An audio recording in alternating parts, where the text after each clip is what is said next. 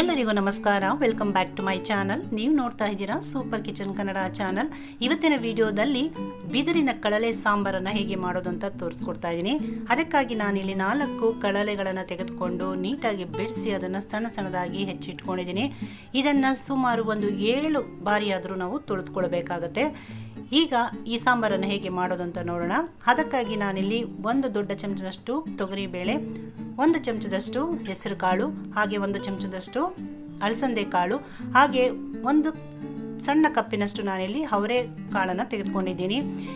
ಈ ಅವರೆಕಾಳನ್ನು ಹಸಿಯದಾದರೂ ಹಾಕೋಬೋದು, ಒಣಗಿರೋ ಅವರೆಕಾಳಾದರೂ ಸೇರಿಸ್ಕೊಳ್ಬೋದು.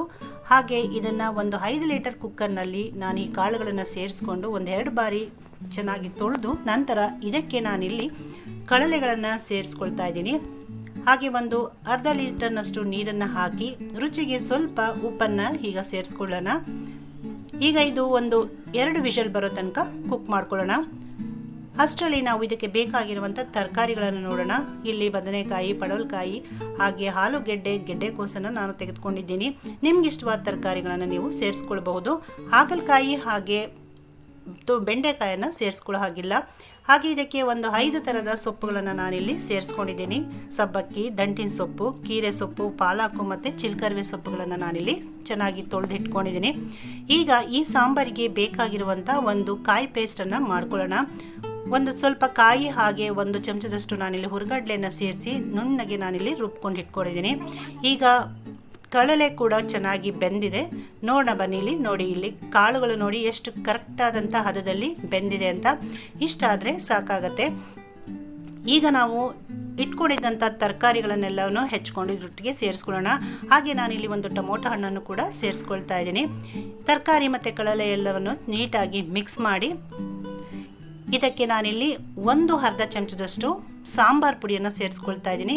ಹಾಗೆ ರುಚಿಗೆ ತಕ್ಕಷ್ಟು ಉಪ್ಪನ್ನು ಕೂಡ ಸೇರಿಸ್ಕೊಂಡು ಇದು ಉಪ್ಪು ಖಾರವನ್ನು ಚೆನ್ನಾಗಿ ಅಬ್ಸರ್ವ್ ಆಗೋ ತನಕ ನಾವು ಇದನ್ನು ಒಂದು 5 ನಿಮಿಷಗಳ ಕಾಲ ಕುಕ್ ಮಾಡ್ಕೊಳ್ಬೇಕು. ಈಗ 5 ನಿಮಿಷ ಆಗಿದೆ ನೋಡಿ. ಇದು ತರಕಾರಿ ಎಲ್ಲವೂ ಉಪ್ಪು ಮತ್ತು ಖಾರವನ್ನು ಹಿಡಿದುಕೊಂಡಿದೆ. ಈಗ ನಾವು ರುಬ್ಬಿಟ್ಕೊಂಡಿದ್ದಂಥ ಕಾಯಿ ಮಸಾಲೆಯನ್ನು ಸೇರಿಸ್ಕೊಂಡು ಅದಕ್ಕೆ ಸ್ವಲ್ಪ ನೀರನ್ನು ಸೇರಿಸಿ ಹಾಕಿ ಈಗ ಮತ್ತೊಮ್ಮೆ ಇದನ್ನು ನೀಟಾಗಿ ಮಿಕ್ಸ್ ಮಾಡ್ಕೊಳ್ಳೋಣ. ಈ ಸಾಂಬಾರಿಗೆ ನಾವಿಲ್ಲಿ ಹುಳಿಯನ್ನು ಬಿಡುವಂತಿಲ್ಲ. ಹಾಗೆ ಕಟ್ ಮಾಡಿಟ್ಟಿರುವಂತಹ ಈ ಸೊಪ್ಪುಗಳನ್ನು ಕೂಡ ಸೇರಿಸ್ಕೊಂಡು ಎಲ್ಲವನ್ನು ನೀಟಾಗಿ ಮಿಕ್ಸ್ ಮಾಡಿ ಈಗ ನಾವು ಇದಕ್ಕೆ 1 ವಿಷಲ್ ಬರೋ ತನಕ ಲಿಡ್ಡನ್ನು ಕ್ಲೋಸ್ ಮಾಡಿ ನಾವಿಲ್ಲಿ ಕುಕ್ ಮಾಡ್ಕೊಳ್ಬೇಕು. ಎಲ್ಲ ಪದಾರ್ಥಗಳನ್ನು ಒಂದರ ನಂತರ ಒಂದನ್ನು ಹಾಕ್ಕೊಂಡ್ರೆ ಸಾಂಬಾರು ಚೆನ್ನಾಗಿ ಬರುತ್ತೆ. ಹಾಗೆ ಇದಕ್ಕೆ ನಾನಿಲ್ಲಿ 2 ಚಮಚದಷ್ಟು ಬೆಣ್ಣೆಯನ್ನು ಕೂಡ ಸೇರಿಸ್ಕೊಳ್ತಾ ಇದ್ದೀನಿ. ಕೊನೆಯದಾಗಿ ರುಚಿಗೆ ನೋಡಿಕೊಂಡು ಉಪ್ಪನ್ನು ಸೇರಿಸ್ಕೊಂಡು ಸ್ವಲ್ಪ ನೀರನ್ನು ಸೇರಿಸಿ ನೀಟಾಗಿ ಮಿಕ್ಸ್ ಮಾಡಿ ಇದನ್ನು ಲಿಡ್ಡನ್ನು ಕ್ಲೋಸ್ ಮಾಡಿ ಇದು 1 ವಿಷಲ್ ಬರೋ ತನಕ ನಾವು ಕುಕ್ ಮಾಡ್ಕೊಳ್ಬೇಕು. ನೋಡಿ, ಈಗ ಕಳಲೆ ಸಾಂಬಾರು ಕರೆಕ್ಟಾದಂಥ ಹದದಲ್ಲಿ ಬೆಂದಿದೆ. ಸಾಂಬಾರು ತಣ್ಣಗಾದ ನಂತರ ಇನ್ನು ಗಟ್ಟಿ ಆಗತ್ತೆ. ಈಗ ಇದಕ್ಕೆ ಒಂದು ಒಗ್ಗರಣೆಯನ್ನು ಕೊಟ್ಕೊಳ್ಳೋಣ.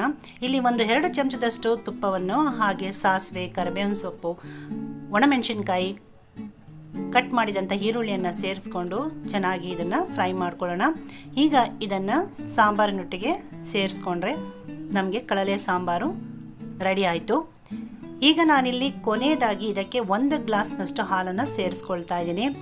ಹಾಲನ್ನು ಹಾಕೋದು ಉದ್ದೇಶವೇನೆಂದರೆ ಕಳಲೆ ಸ್ವಲ್ಪ ಹೀಟ್ ಅಂತ ಹೇಳಿ ಹಾಲನ್ನು ಸೇರಿಸ್ಕೊಳ್ತೀವಿ. ಹಾಗೆ ರುಚಿ ಕೂಡ ಚೆನ್ನಾಗಿರುತ್ತೆ.